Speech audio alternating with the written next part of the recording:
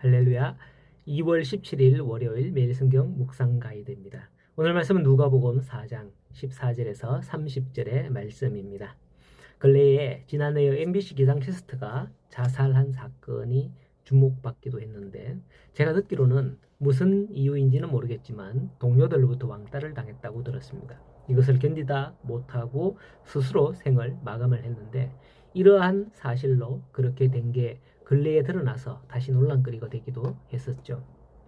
한 무리가 그녀를 배척한 거죠.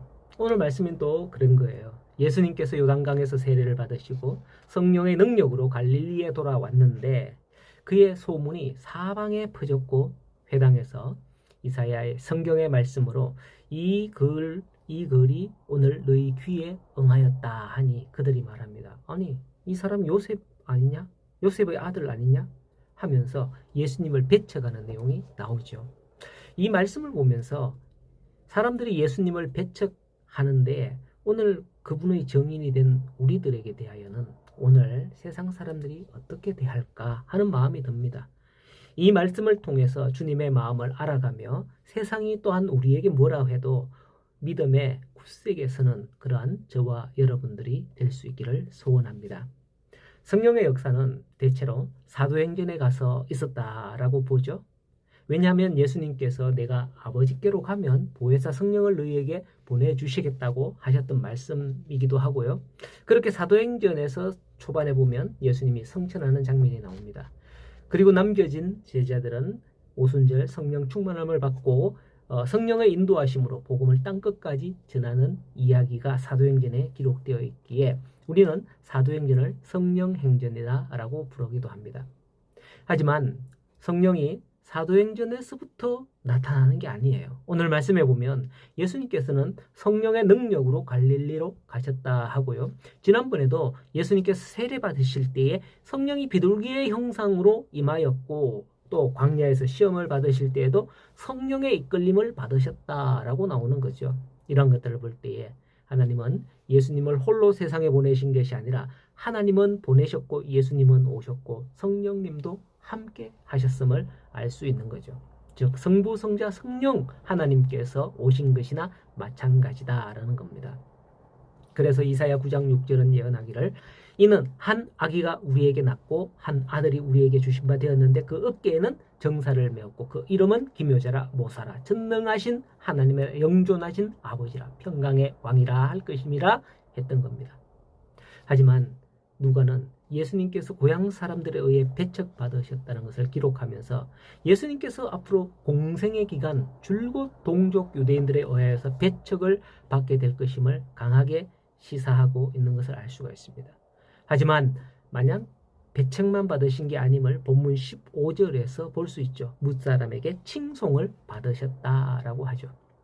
예수님의 무엇이 그들에게 칭송을 받게 된 걸까요? 그것은 바로 예수님께서 회당에서 읽으셨던 말씀 속에 그 내용이 있습니다. 예수님께서 회당에서 이사야의 글을 읽으셨는데 주의 성령이 내게 임하셨으니 여기도 성령이 언급되네요.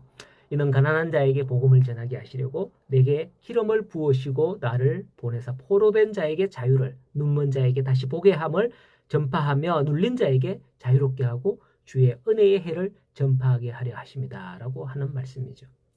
즉 예수님의 메시아 사역의 선언인 겁니다. 자신이 곧 이사야의 예언을 성취하여 가난하고 억눌린 자들에게 해방과 구원을 가져다 줄 자이심을 선언하는 것이죠. 그런데 회당에는 이런 자들보다도 부자들, 권세자들이 더 많았던 것 같습니다. 아무래도 그 회당은 가난하고 병든 자들에게 대한 그런 소외감을 주거나 그들을 받아들이지 않았을 수도 있다라고 생각이 되어져요. 이 말씀을 들은 그들이 예수님의 말씀을 별로 달갑게 여기지 않았기 때문이에요. 오늘날 만일 교회가 훌륭한 사람, 부유한 사람, 권세가 있는 사람, 그런 사람의 사교장이 된다면 예수님이 선포하신 이 말씀은 자기들과 아무런 관계가 없을 것이고 오히려 예수님의 복음을 배척하며 자신들의 실리를 위해서 복을 빌어줄 것을 더 원할 거예요. 오늘 우리 교회가 어떻습니까? 복을 빌어줄 걸 원합니까? 아니면 강하게 책망하는 걸 원합니까?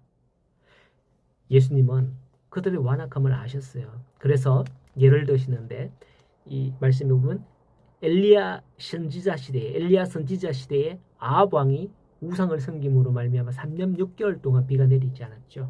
그때 흉년이 들었는데 그때 하나님께서 엘리야를 사렙다 과부가 사는 땅으로 보내사 그 과부가 흉년을 무사히 넘길 수 있게 하신 것과 또 그의 제자였던 엘리사 시대에 이스라엘에 많은 문중병자들이 있었으나 한 사람도 엘리사를 찾아와서 고침을 받은 사람이 없고 오직 이방인 수리아 사람 나만 장군뿐이었다라고 합니다.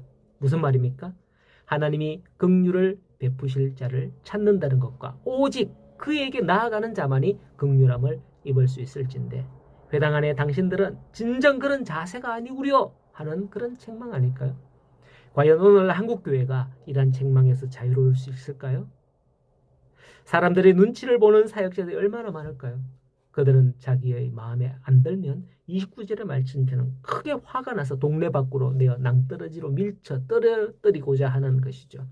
우리가 제가 사역하면서 그런 소리를 많이 듣고 또 뭐 다른 친구들이나 들었는 적이 있습니다. 아니 우리가 월급을 주는데 왜 우리 말을 안 듣냐는 식으로 시키는 대로 해야지. 중직자들이 교육자들에게 말하는 걸 저는 들은 적이 있습니다. 여러분 우리는 그런 마음을 가지지 맙시다. 오늘 말씀의 시작에서처럼 성령의 능력으로 성령과 동행하며 성령의 인도하심을 따라서 오늘도 살아가시는 그런 귀한 성도님들이 되기를 바랍니다. 오늘도 바로 여러분이 성령님과 동행하는 한 사람입니다.